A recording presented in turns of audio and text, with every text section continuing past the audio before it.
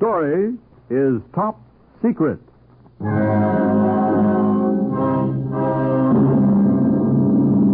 Top Secret. Transcribed dramas of present-day intrigue and espionage. Starring gorgeous Ilona Massey as the Baroness Karen Geza. A beautiful woman fighting a never-ending battle against the unseen enemies of freedom in America and the world. Tonight, The Poisoned Hand of Friendship. A story that is Top Secret.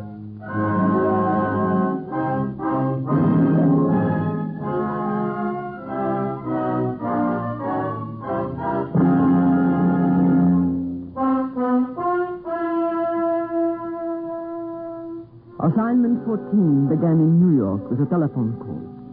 A strange, mysterious telephone call which told us nothing, and yet which held the clue to something incredibly evil and frightening. We were fighting something unknown, something that moves slowly and relentlessly to destruction. Tim Holden, the lean, hard man who was my chief of intelligence, called me in to discuss it. We talked in his private office. His face was drawn and worried. Karen, I'm worried. Something has happened to him. When did Pietro go to San Francisco? Let me see. Pietro Romano, detailed San Francisco, September 4th. Oh, that's almost a month. He left New York on Labor Day. And you haven't heard from him for a week? Not a word. No reports, no letters, nothing. Has the San Francisco office checked him? Yes, they found nothing. I've been calling his hotel every 2 hours since Wednesday. His rent's paid until the 15th, but he hasn't slept there for 5 nights. What was his assignment, Jim? Pietro's assignment was to find Basil Kajan. Kajan? You know him? What agent doesn't? By sight? No, by reputation. He's one of the most dangerous men in the world. He's pulled out some of the biggest and the most brilliant sabotage jobs in the country, and every time he slips through our fingers. What does he look like? Well, he's about 240, thin scar across his left cheek. Very cultured, with an ominous quality in his voice. Karen, if we don't nab Basil Kajan soon, I'm going to have to resign. And it's for Pietro Romano. If anything's happened to that boy, I'll so help me. I know Pietro. You see, he gave me this bracelet. I worked with him in Europe. He'll be all right. But a week, Karen, a whole week, and not a word from him.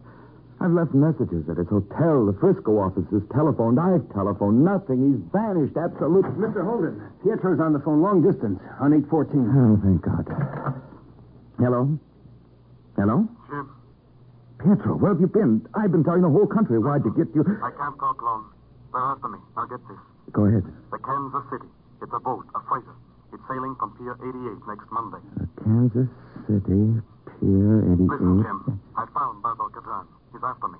I'm going to the Frisco police right now. Now, Jim, listen. It's wheat. It's what? Wheat. W-H-E-A-T. What are you talking about? It's wheat. And Kajan is... I will kill you without the slightest hesitation. Hello? Hello? Pietro. Johnny? Yes, Mr. Holden, I heard it on the extension. You want me to trace the call? Did they say where he was calling from? It was from a pay station. I heard him dropping in the money. I'll get on it right away. And get Baroness Gaze that ticket on the next flight to San Francisco. You bet, Mr. Holden. It's good as done. Karen, go home and pack your clothes. Be ready in an hour. I'll drive you to LaGuardia myself.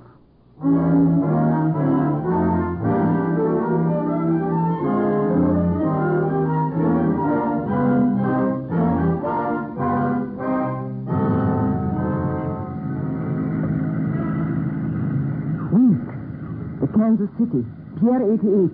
It doesn't make sense, does it, Jim? Nothing about Basil Kajan makes sense, Karen. It makes trouble, bad trouble. Did Pietro have a cover in Frisco? Yes, he had a job as a net mender somewhere along the waterfront. A net mender? He was brought up by the ocean. Seemed a good idea at the time. I always liked him. Liked? You think he's dead? Oh, no. No, I'm sure he's not. He can't be. But you used the past tense. Why, Karen? I don't know, Jim. Listen. I want Basil Kajan. I want him dead, I want him alive, but I want him. All right, Jim. Dead or alive, I'll get him.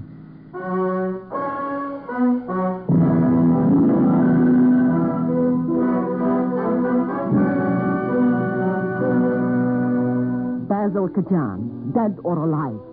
An arch-fiend in sabotage. A man with a brilliant, trigger-quick mind.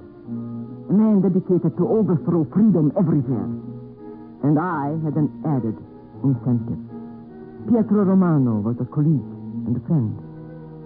A tanned, handsome boy who fought like a devil, yet who wept when he listened to Brahms. I would get Basil Kajan, and I would avenge Pietro Romano.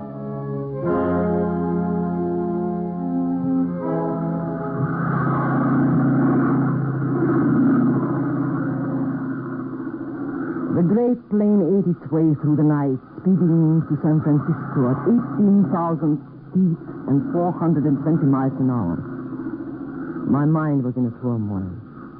Fleet, a boat called the Kansas City, a telephone call traced to a restaurant on Market Street, owned by a man named Nicholas. This was all I had to go on.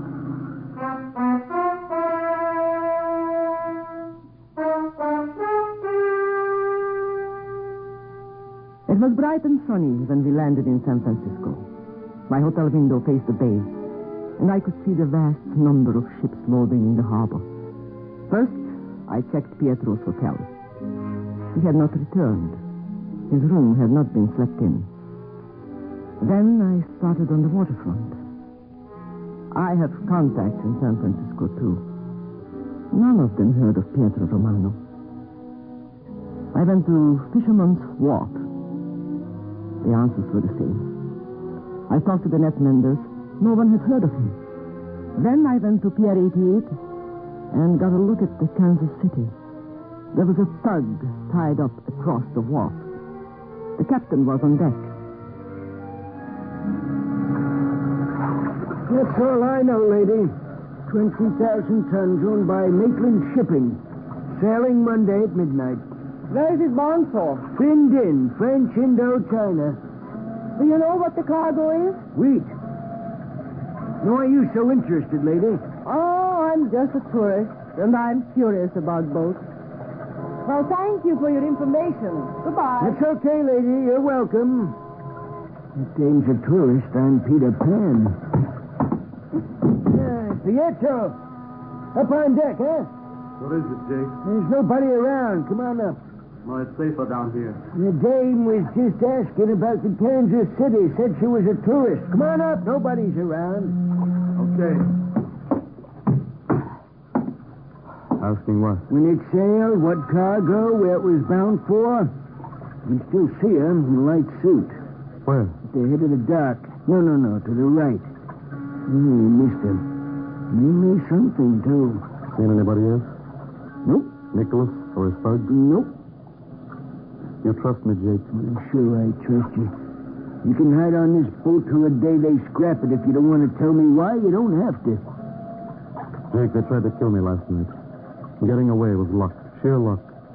So the less you know, the safer you'll be. But that boat isn't going to sail Monday. If I have to get aboard it and scuttle it.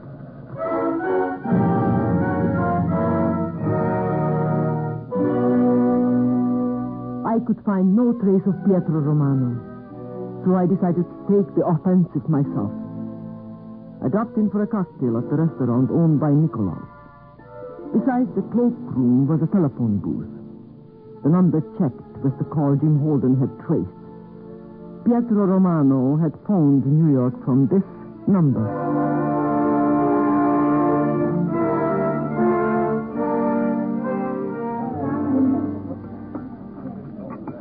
I inspected the restaurant carefully. I watched the man called Nicholas, a fat, jovial, kindly man who clucked over his customers, laughed at everything, and ate almost unceasingly. A spy's instinct is to trust no one, but finally, when working alone becomes impossible, it becomes necessary to enlist help. I sent a message to Nicholas by a waiter. Good evening, madame. My head waiter tells me that you wish a word with me. Yes, I wish to talk about money. Money? Sit down. Thank you, madame. Now, the subject was money, $5,000. Oh, For you, as a gift? as a price. For what? Information. What kind of information? Are you interested? Madame, for $5,000, you may have my entire brain boiled under glass. I'm looking for a man. No, I refuse to believe it. The men look for Madame, but never Madame for the men. I want direct answers, Nicholas. I'm not here to enjoy myself. Have you ever heard of a man named Kajan? Basil Kajan? No. I want to know where he is. In San Francisco? Yes. Madame, this restaurant has a clientele that is, well, I have ways of getting information. Mm-hmm. The name you say is, Kajan. Basil Kajan, yes. Why do you want this information? That is none of your business. I see. You'll pay me $5,000? If you can locate him for me in the next 24 hours, I will pay you $5,000, yes. Here is 1,000. On account. Thank you. Believe me, there is nothing wrong about this. I merely wish to know his whereabouts. Come back tonight, Madame. We close at 1 o'clock. All right. Come about 12:30. By then, I'll have the information. Or else, I'll return your money.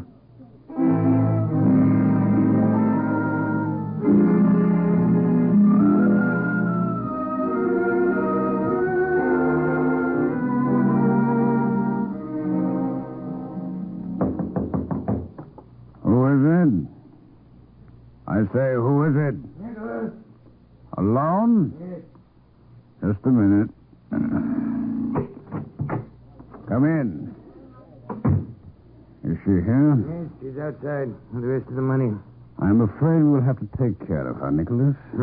It seems too bad. She's so beautiful. Now, let me make a phone call and then bring her in. In 2 or 3 minutes? 2 or 3 minutes. Oh, and Nicholas, Yes? get the 4,000 first. We can use it. Of course. Send Charles in with some bread and butter and coffee.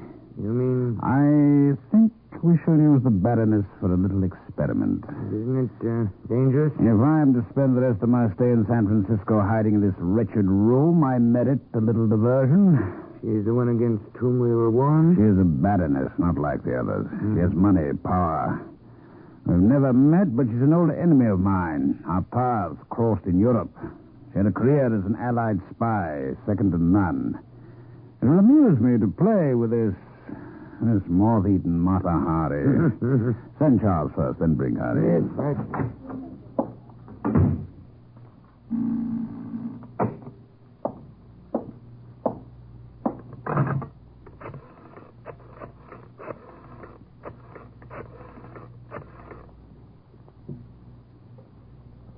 Max, it's Kajan. Any word on Pietro Romano? Why not? Now listen, Max, there are more of our people in the waterfront than anywhere else. I am tired of excuses. Get him. Max, he's the only man in America who suspects the truth. Now get him or else. I'll give you another 12 hours.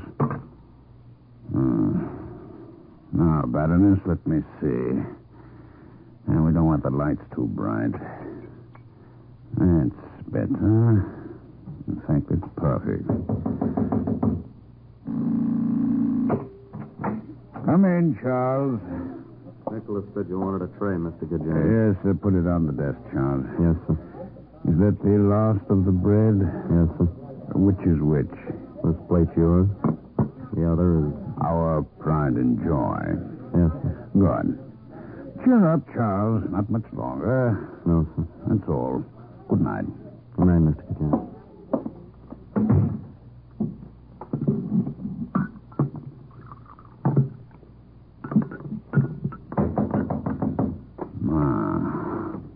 Come in, Nicholas. Here, Madame, is the man who knows more about Basil Kajan than anyone else in the world. Thank you, Nicholas. I will leave you now. Nicholas is being very mysterious about this. I hope you don't mind. Sit down, my dear. Thank you. Coffee? Yes, thank you. I'd like some. Good. Thank you. I eat rather simply, but the bread is good and the butter fresh. Being a European yourself, you can understand how delicious plain food can be. Yes, I can indeed. Thank you. What do you think of the bread? It's really delicious. Is it? Wonderful. Is that so extraordinary? No. We thought it would be good to eat. Nicholas said you wished to remain anonymous. That is correct. But you know Basil Kajan. Yes, I know very well. Do you know where he is now? Yes. Where? Here. Huh? What? I am Basil Kajan, Baroness. Oh, now, how silly of you. Only American women drop cups and faint and scream. I'm sorry. I was rather startled. That's better. Calmness is what I like, especially in women. What's that? That, my dear Baroness, is the bolt in the door. I control it electrically with a button under my desk. Oh, no. Now I understand your reputation. Indeed. For being a frustrated actor. Is that all you heard about me? No, I heard that you were supposed to be very frightening. And don't I frighten you? No. Then allow me to try again. Cigarette? No, thank you. That bread you ate is rather special. However, a mouthful won't hurt you. You see, it is made from what would appear to be ordinary flour, milled from what would appear to be ordinary wheat. Am I boring you, Baroness? Men who are overweight invariably bore me.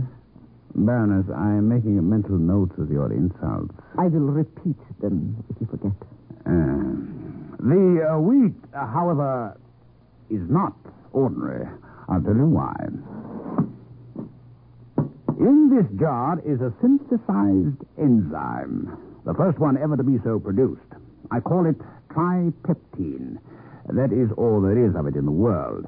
There will, however, be more ready soon. It has an interesting characteristic, Baroness. In fact, two interesting characteristics. And they are? It grows on wheat. Grows like wildfire as long as there is wheat germ to feed it. You mean? Exactly. By the time the Kansas City gets to Indochina, its entire cargo wheat will be rotten with tripeptine, and no one will know it. It will be milled into flour, the flour will be baked into bread, and the bread, Baroness, attacks the lining of the stomach. An enzyme, Baroness, auto-digestion of the stomach walls, like an ulcer. The peasants in Indochina will eat this bread, Baroness, the gift of big, brave, generous America, and they will be sick, Baroness. Very, very sick. You monster. Sit down. Give it to me, give it to me. You vicious little...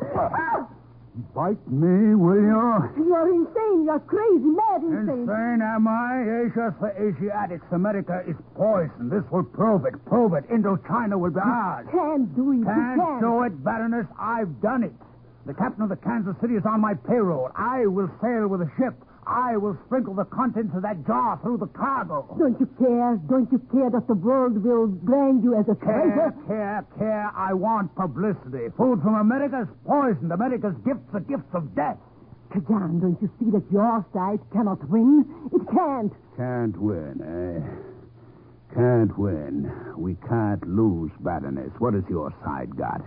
Nothing but a million heads filled with silly ideas and hopeless confusion. How can you win? Because we have right and decency and God. Oh, you talk like a child. There's God on our side. And the bomb. I won't even think of that. No, but we have thought of it. We look over your shoulder while you work on your bomb. Do you think we haven't infiltrated everywhere? Here, read this. What is it? Read it. Read it!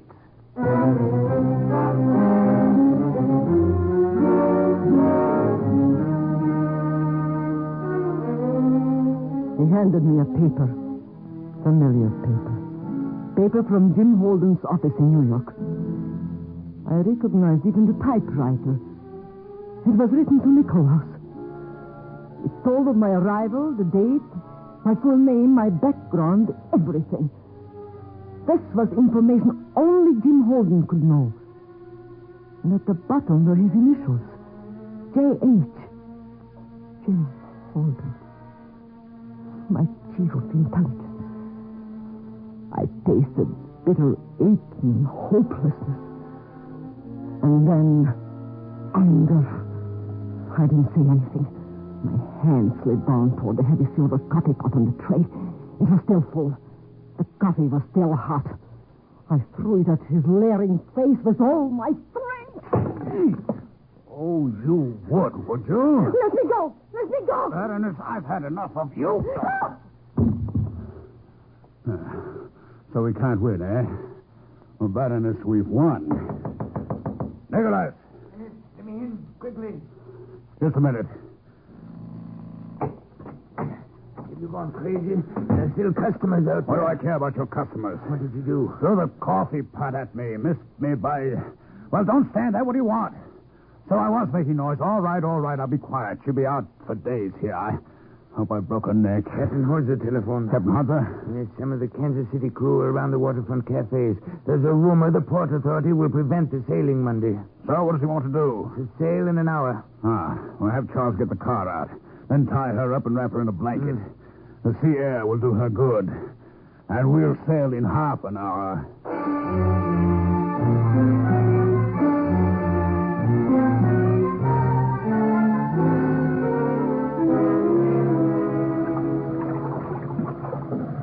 Hey, Pietro. What is it, Cap? Kansas City's hoisting her anchor. What? Here it goes. But the sailing order said Monday night. Yeah, order my neck. That ship's getting ready to sail. It's funny, too. Usually they pull the gangplank up first. Look, only one rope aft and one forward. Nothing's holding her but two ropes and the gangplank. That captain must be in a hurry. What's that? That, son, is drunk sailors. Well, there they are. Yeah, they got aboard. Didn't know the Kansas City took passengers. And she's drunk. She's so drunk they're dragging her. Sonny, she ain't drunk. She's fractured. Cap, come on. We're taking a walk. Quick. Want a hand? You take care of yourself. They're taking her on board the Kansas City. No. What? I thought it... Oh, no, it couldn't be. Looks kind of like the dame that asked those questions. Hard to see with just those dock lights. How long have we got before it sails? There's a guess, 5 minutes, maybe 10. Hey, Pietro, look, something shiny at the foot of her gangplank. What? It's a bracelet. A woman's bracelet. She must have dropped it. Let me see. It is.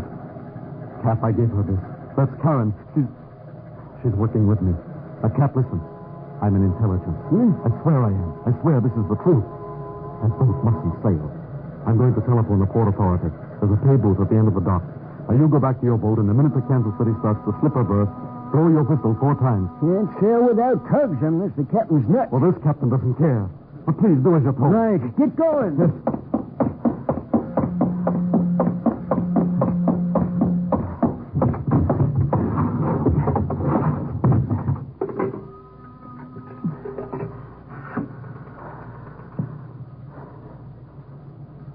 Operator, this is an urgent call. I'm phoning from the foot of Pier 88. Get me the closest Port Authority office and hurry. Yes, I'll hold the line, but please hurry. Operator. It's what? It's busy. Well, operator, can't you interrupt? This is a terribly urgent call. All right, I'll wait.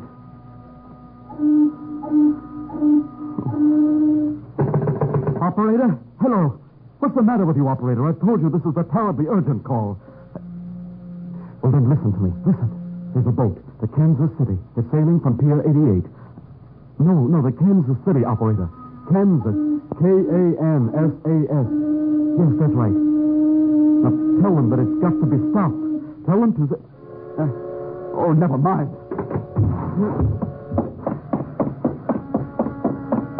It's got to be stopped. It's got to. Cap? There it goes. Cap, listen. I'm an intelligence. Now, you said that. Now, you want that boat stopped? Yes, it's got to be stopped. Then hang on. Here we go.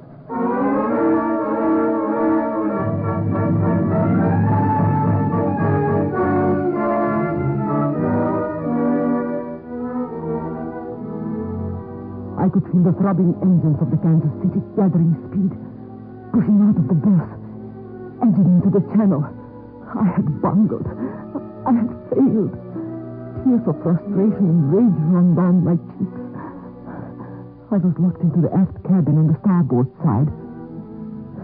Pigeon had left me there alone, Through the porthole, I could see the lights of San Francisco, twisting, turning. I held my cigarette lighter at the porthole, flicking it off and on. 3 short, 3 long, 3 short. The SOS. Hoping, praying that somebody, somewhere would understand. And then I saw it. A blunt, powerful tug surging at us out of the night with no lights.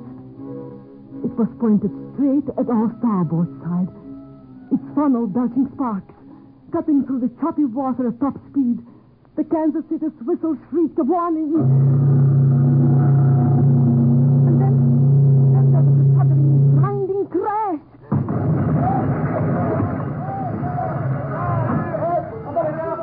The Kansas City shuddered like a wounded whale. Consternation tore through the ship. The engines were stopped. My cabin door twisted out of its frame, swung open. And then I heard something that made my heart race. The siren of a police boat.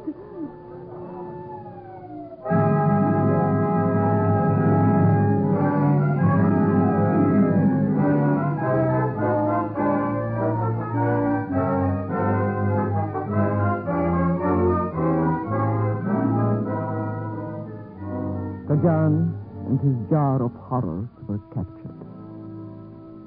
The Kansas City was towed back to its berth. The port authority detained the entire crew for investigation. I spent an hour with Pietro, and he tenderly gave me back the bracelet I had dropped on the dock. It had served its purpose well. I did not tell him Jim Holden was a traitor. This was a job I would do alone. I flew back to New York and faced him with it in his office. Splendid work, Karen, both of you. When Pietro gets back to New York, I'll blow you to dinner. Best in town. I will be unable to accept. Nonsense.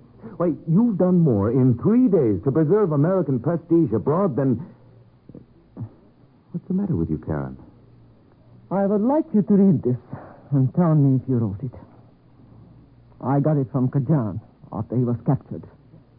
He told me they had infiltrated. But I never dreamed that you of all people, would do it. Yes. The initials are yours. Or is there another Jim Holden in this office? Karen, you poor kid. I'm so sorry you had to go through all this. Then you admit it. You admit that the J.H. is you. No. No, the J is for Johnny. Oh, Johnny? Johnny Henderson, the office boy. We arrested him yesterday.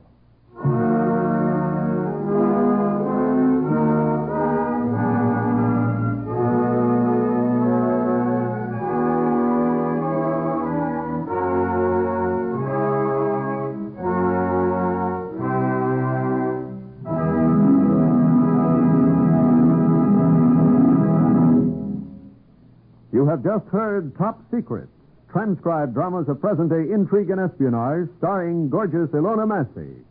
Here is Miss Massey with a preview of next week's Top Secret. Next week, a story that began in a deserted subway station in New York and ended with the breaking of a personality. It is a story of sabotage, of evil, and of love and great courage. Disaster. Next week on Top Secret.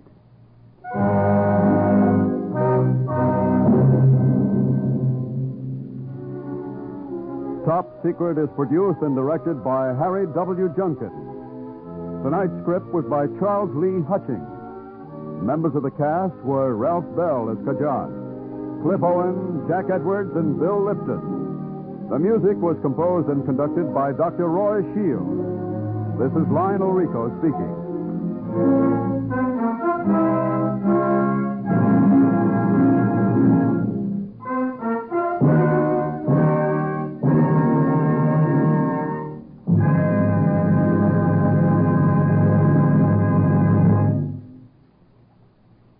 Spend Tuesdays this fall with Bob Hope and Baby Snooks on NBC.